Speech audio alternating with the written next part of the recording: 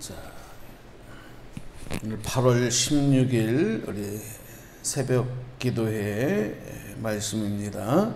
마가복음 1장 16절에서 20절 한번 더 읽겠습니다. 마가복음 1장 16절에서 20절.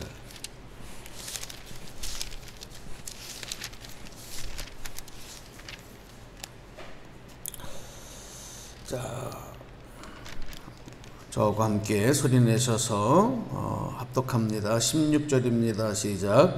갈릴리 해변으로 지나가시다가 시몬과 그 형제 안드레가 바다에 금을 던지는 것을 보시니 그들은 어부라. 예수께서 이르시되 나를 따라오라. 내가 너희로 사람을 낚는 어부가 되게 하리라 하시니 곧 그물을 버려두고 따르니라. 조금 더 가시다가 세베대의 아들 야고보와 그 형제 요한을 보시니 그들도 배에 있어 그물을 깁는데 곧 부르시니 그 아버지 세베대를 품꾼들과 함께 배에 버려두고 예수를 따라가니라. 아멘. 할렐루야. 네, 우리를 부르신 하나님, 오늘 저와 여러분은 부르심을 입은 주님의 제자, 부르심을 입은 선택받은 하나님의 자녀인 줄로 믿습니다. 자, 하나님께서 나를 부르셔서 자녀 삼아주시고 예수님께서 나를 부르셔서 제자 삼아주셨다. 나를 부르셨다는 의미가 무엇일까? 우리는 이 사실에 대해서 분명한 고백을 가지고 있어야 합니다. 특별히 예수님께서 나를 부르셔서 제자 삼으셨다고 하는 것은 같이 여행하자는 것도 아니고 같이 먹고 살자는 것도 아니고 분명한 목적이 있으시잖아요. 그 목적은 바로 오늘 우리를 사마리아 땅끝까지 이르러 나의 증인이 되거라. 그래서 결국 우리를 부르신 것은 전도자로 삼으시기 위함인 줄로 믿습니다. 복음을 세상 가운데 전하는 자, 천국의 귀한 복된 축복의 이야기를, 구원의 귀하신 역사하심을 아직도 모르는 자, 믿지 아니하는 자들에게 세상 땅끝까지 전하는 전도자. 그래서 여러분, 이 땅의 교회의 사명은 선교하고 전도하는 일이에요. 복음을 전하는 일. 물론 예배하는, 기도하는, 또 구제, 봉사, 교육 등등 많은 기능들이 교회에 있습니다만은 특별히 교회의 존재 목적 가운데 가장 중요한 것이 바로 세상 땅끝까지 복음을 전하는 일. 또 한 가지는 뭡니까? 오늘 우리들의 구원받은 성도들에게 있어서의 귀한 사명은 내가 구원받아 영원한 생명을 얻은 것으로 끝나는 것이 아니라 주님 앞에 나아갈 때까지 사명 감당해야 되는데 그것이 바로 전도자의 사명이다. 오늘 아까 말씀을 읽었습니다만은 17절 말씀 우리 다시 보시면, 자, 다시 한번 따라 읽겠습니다. 시작. 예수께서 이르시되 나를 따라오라. 내가 너희로 사람을 낚는 어부가 되게 하리라. 아멘. 당시 고기를 잡으며 살던 어부들에게 사람을 낚는다. 이것은 전혀 다른 세계인 것입니다. 그전과 살아왔던 그전의 세상과 그전의 인생과는 전혀 다른 인생인 거예요.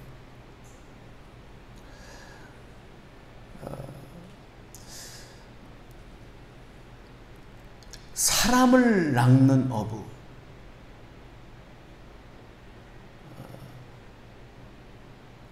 고기를 잡는 것은 고기를 위해서 어부들이 그물을 던지고 낚시를 하는 게 아니잖아요. 그렇잖아요.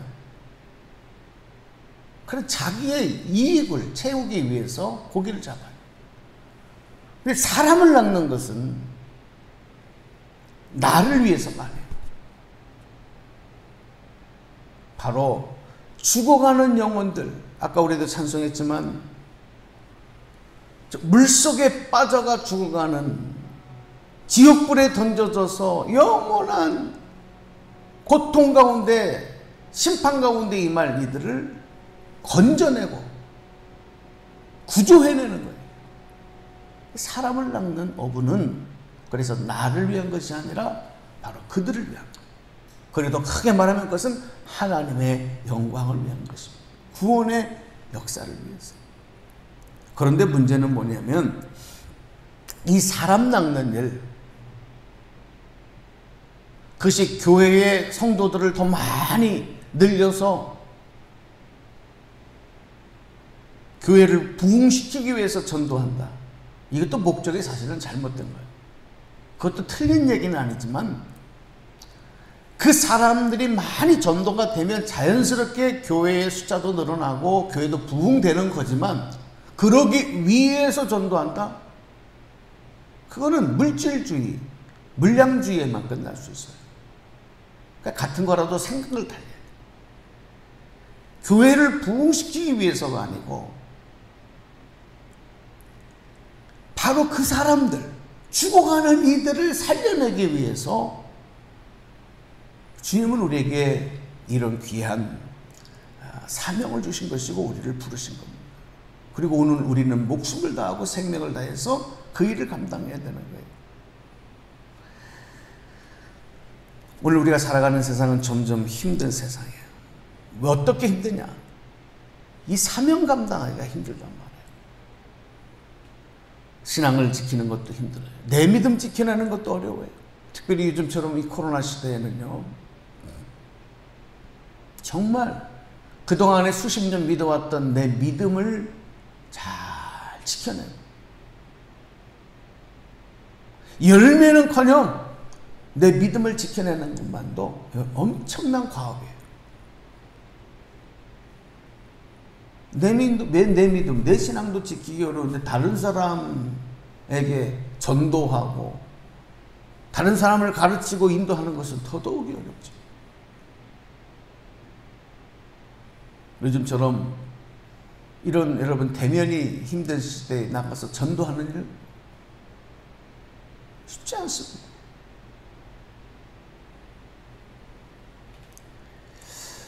이런 상황, 특별한 상황 때문도 그렇지만 세상의 풍조가 점점 이런 일들, 우리가 이 맡겨진 이 영적 사명을 감당하기를 어렵게 만들고 있다. 그 중에 몇 가지를 좀 정신적인 세계, 우리 또 시대의 사회에 흐르는 이 기류를 몇 가지만 말씀을 드리면, 모든 가치를 상대화시켜서 절대적 진리가 없도록 만들어버렸어요. 이걸 이제 혼합주의라고 그래요. 이 사회가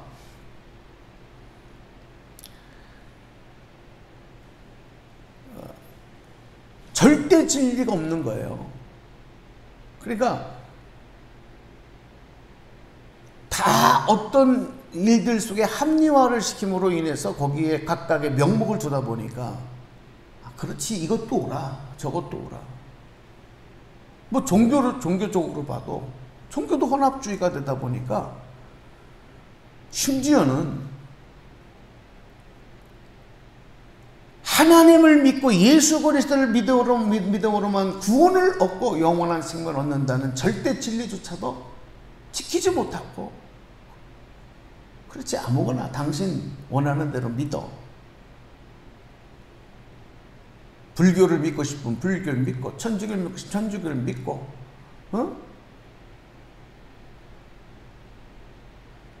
절대 진리를 잃어버리는 거예요.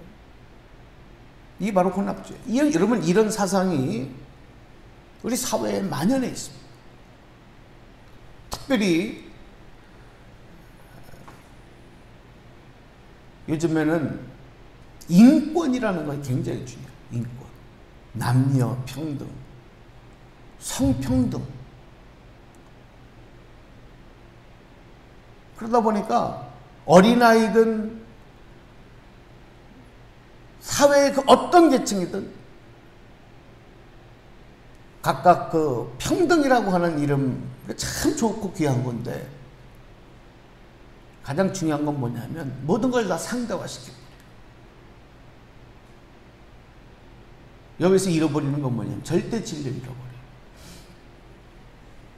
또 한 가지가 뭐냐면 우리가 잘 아는 물질주의입니다. 자본주의 사회는 대다수가 다 이 사상이 지배하게 돼 있어요. 물질이면 되는 거죠. 돈이면 다 된다는 겁니다. 그러니까 돈이면 못할 게 없는 거예요. 돈만 있으면 되는 세상. 돈만 있으면 행복하고 돈만 있으면 모든 걸 결정합니다. 근데 여러분 그렇습니까 정말? 물질로 돈으로 안 되는 게 있단 말이에요. 근데 그런 것들은 싹 감춰놔버려요. 알면서도 생각하지 않으려고 해요. 여러분 생명이 돈으로 됩니까?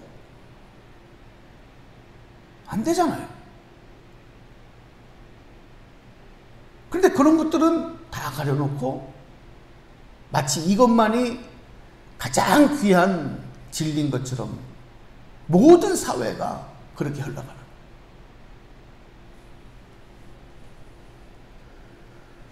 또 권위주의도 무너졌어요. 평등이라고 하는 이름으로 권위주의도 무너졌어요. 가정에서 아버지들의 권위, 부모의 권위, 학교에서 선생님의 권위, 국가에서 지도자의 권위. 저는요 제일 정말 이렇게 막 혐오감이 일어나는 사람들이 누구냐면 국민이 뽑은 대통령, 그 대통령이 누구든 상관없어요. 어떤 대통령이든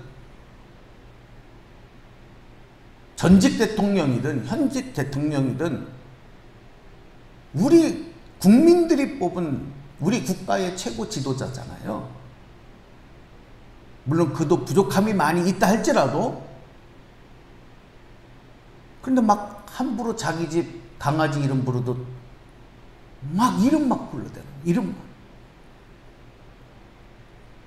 젊은이든지 뭐 누구를 가리지 않고 내 마음에 안 들면 대통령이든 지도자든 누구든 막 그냥 이름 불러 제끼는 거예요. 그 뒤에 직하면 안 돼요. 아무개 대통령 그렇게 불러줘야 되잖아요. 아무개 이름만 불러 제껴요. 이게 왜 그러냐? 권위주의가 무너졌어. 권위가 없어. 우리 어렸을 때 우리 사회적인 예의가 자기 부모님 함자를 얘기를 해도 그죠? 만약 저희 자식이 제 이름을 부르면 전혜성입니다. 저희 아버지는 전혜성입니다. 이렇게 하나요. 전자, 해자, 성자이십니다. 이렇게 존중하잖아요. 아버지 이름을 대더라도 함부로 아버지 이름 안 부르는 거예요. 가정에서 부모의 권위가 추락하고 학교에서 선생님들의 권위가 추락하고 사회에서 지도자의 권위, 교회에서 목회자의 권위가 다 무너졌을 때 손해를 보는 건 누구냐면 나예요. 나.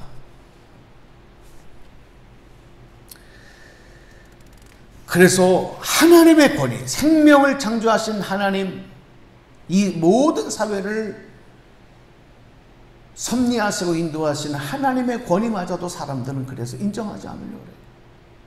하나님이 밥 먹여주냐?